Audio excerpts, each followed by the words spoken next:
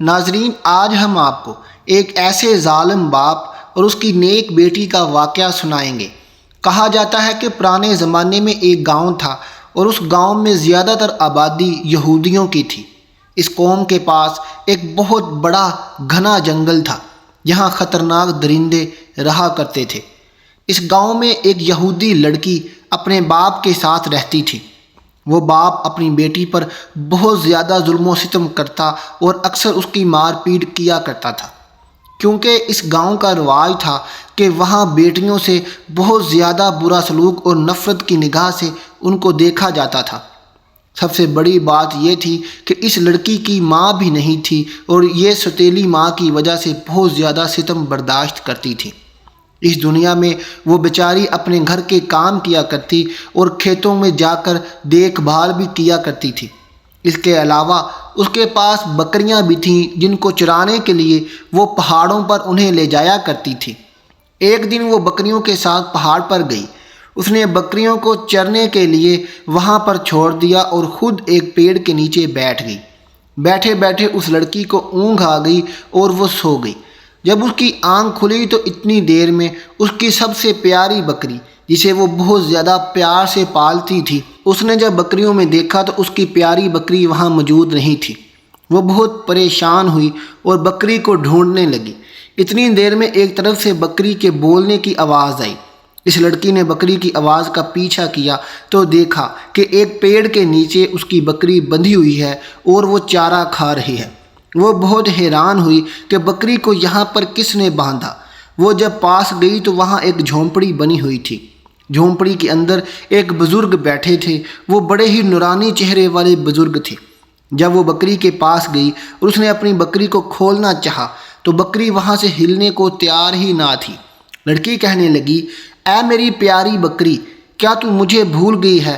میں نے تجھے کتنے پیار سے پالا ہے اور یہاں سے جانا نہیں چاہتی۔ بکری اپنی زبان میں کچھ بولتی رہی اور اسے کچھ سمجھ نہ آئی۔ اس وقت وہاں وہ حضور بابا جی آ گئے اور انہوں نے کہا، اے پیاری بیٹی، یہاں پر کیا کر رہی ہو؟ لڑکی نے کہا، بابا، یہ میری بکری اور میں اسے پہاڑ پر چرنے کے لیے لائی تھی، لیکن یہ بکری وہاں سے بھاگ کر یہاں آ گئی۔ اب آپ اس بکری کو میرے حوالے کر دیں تاکہ میں اسے لے کر چلی جاؤں۔ اس سے پہلے کہ وہ لڑکی آگے بڑھتی، اسے زوردار چکر آ گئے اور وہ زمین پر گرنے لگی۔ گرمی کا سخت موسم تھا اور اسے سانس لینے میں بھی دشواری ہو رہی تھی۔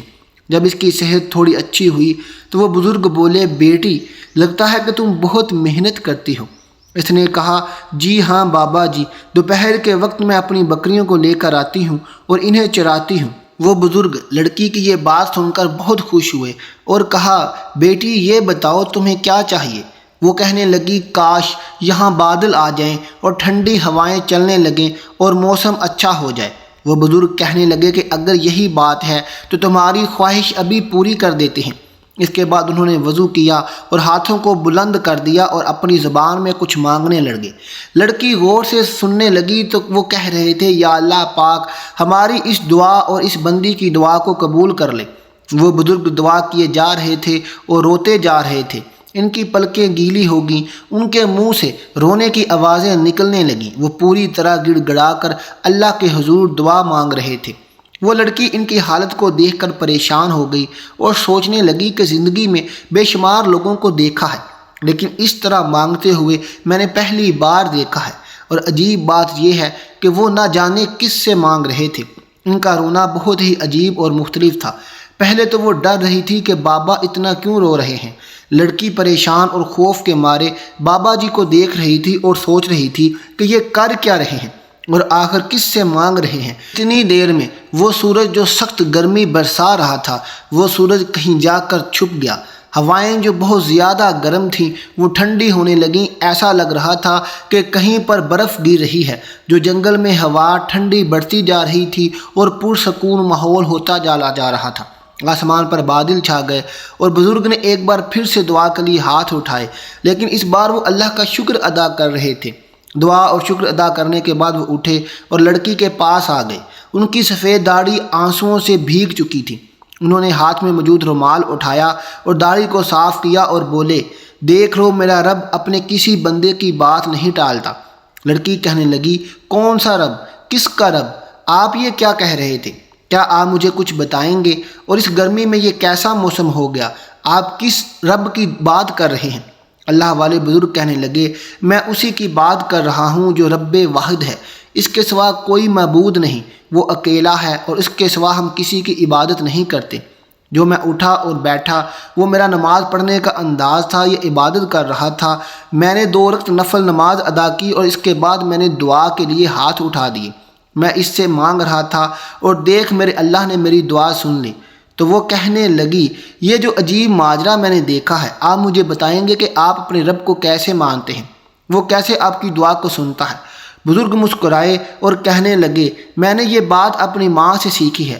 جب میں چھوٹا تھا اور بچپن میں کوئی بھی بات اگر مجھے منوانی ہوتی تو میں رونے لگ جاتا تھا۔ میری ماں سے میرا رونا برداشت نہ ہوتا اور وہ تڑپ جاتی اور میری ہر خواہش کو پورا کر دیتی۔ مجھے بہت پیار کرتی، میں جو کہتا تھا میری ماں وہی کرتی تھی۔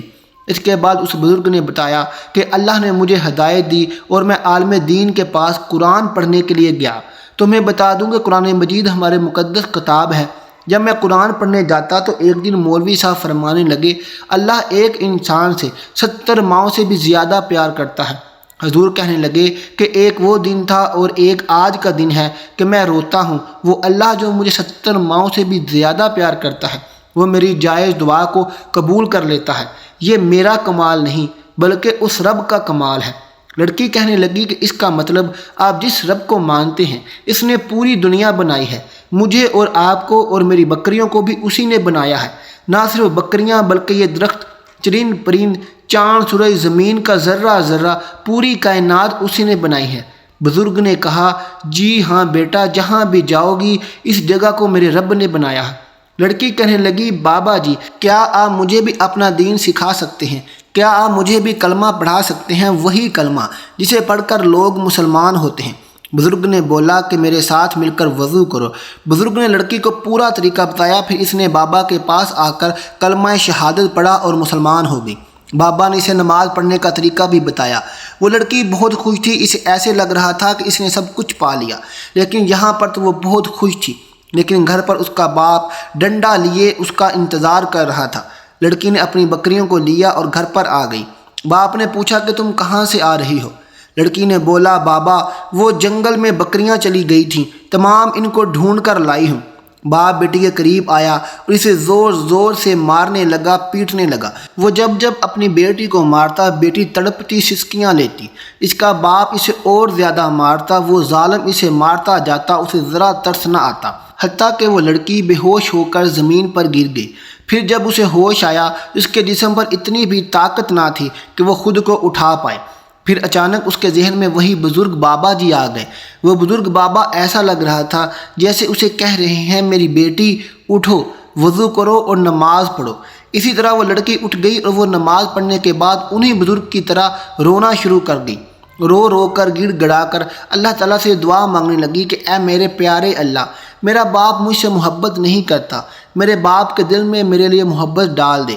مجھ سے محبت کرنے لگے، میرے باپ کے دل میں بھی تو اسلام کی شمع روشن کر دے۔ وہ لڑکی کمرے میں بیٹھی رو رو کر رب کریم سے دعا مانگ رہی تھی اور اپنے باپ کو سیدھے راستے پر آنے کے لیے اللہ سے التجا کر رہی تھی۔ اتنے میں اس کا باپ جنگل کی طرف بڑھا۔ وہ جنگل میں کوئی کام کرنے کے لیے جا رہا تھا کہ وہاں پر اچانک ایک طرف سے شیر نکل آیا اور وہ اس کی طرف بڑھنے لگا۔ شیر کو دیکھ کر اسے ایسا لگ رہا تھا کہ شیر اسے کھا جائے گا۔ اس سے پہلے کہ وہ وہاں سے بھاگتا، شیر نے اس پر حملہ کر دیا۔ وہ آگے بڑھ گیا، لیکن شیر تو اس آدمی کو مارنے کا حکم نہیں تھا۔ وہ اللہ والے بزرگ وہاں پر آ گئے اور انہوں نے اس سے کہا کہ بس اب اسے اس کی سزا مل چکی ہے، اب تو چلا جا۔ شیر بابا جی کی بات سن کر وہاں سے چلا گیا۔ جب وہ آدمی ہوش میں آیا تو بابا کو دیکھ کر کہنے لگا، او بابا تو کون ہے اور یہاں کیا کر رہا ہے، اور تو نے شیر کو یہاں سے کیسے بھگایا؟ بابا جی نے کہا کہ تو بچ گیا، پتہ ہے کس کی وجہ سے؟ تیری بیٹی کی وجہ سے، جسے تو ابھی ابھی مار پیٹ کر آیا ہے۔ تو جانتا ہے کہ تیری بیٹی مسلمان ہو چکی ہے۔ اس نے کہا کہ کیا بکواس کر رہے ہو؟ حضور نے کہا کہ میں کوئی بکواس نہیں کر رہا، اسی بیٹی کی وجہ سے آج تو بچ گیا ہے۔ تم یہ بات نہیں مانتے، تمہیں دوبارہ اسی شیر کو میں بلا لیتا ہوں۔ وہ تو تمہارا کام ہی تمام کر دے گا۔ بابا جی نے کہا کہ کیا تو اپنی بیٹی کو مارے گا؟ کیا تو اسے پھر پیٹے گا؟ وہ شخص بابا جی سے لڑنے لگا، جھگڑنے لگا۔ بابا جی نے پھر اشارہ کیا تو شیر جھٹ کے وہاں آ گیا۔ وہ آدمی ڈر گیا اور زور زور سے چلانے لگا۔ وہ بابا جی کے قدموں میں بیٹھ گیا اور کہنے لگا، بابا مجھے معاف کر دے، میں آئندہ اپنی بیٹی کو نہیں ماروں گا۔ بابا نے کہا، اے اللہ کے بندے، تو نہیں جانتا کہ میرا دین اسلام بیٹیوں سے محبت کرنے کی، شفقت کرنے کی ہمیں تلقین کرتا ہے۔ ہم بیٹیوں کو مارتے نہیں بلکہ بیٹیوں سے محبت کرتے ہیں۔ اے اللہ کے بندے، اگر تو نے آج کے بعد اپنی بیٹی کو مارا تو تجھ پر رب کا غضب نازل ہوگا۔ اس آدمی نے اسی وقت توبہ کی اور بابا جی سے کہا کہ بابا میں آئندہ سے ایسی حرکت نہیں کروں گا، میں اپنی بیٹی سے محبت کروں گا، پیار کروں گا۔ دوستو، یہاں سے جانے کے بعد وہ اپنی بیٹی سے پیار کرنے لگا، محبت کرنے لگا اور اسے اپنے کیے پر شرمندگی ہونے لگی۔ دوستو، یہ تھی ہماری آج کی ویڈیو کہ بیٹیوں پر ظلم نہیں بلکہ ان پر شفقت کا ہاتھ رکھنا چاہیے۔ آپ کو کیسی لگی کمنٹ باکس میں ہمیں ضرور بتائیے گا۔ ملتے ہیں اگلی ویڈیو کے ساتھ۔ ہمارے چینل کو سبسکرائب کر دیں تاکہ ہر آنے والی ویڈیو سب سے پہلے آپ تک پہنچ سکے۔ اللہ حافظ۔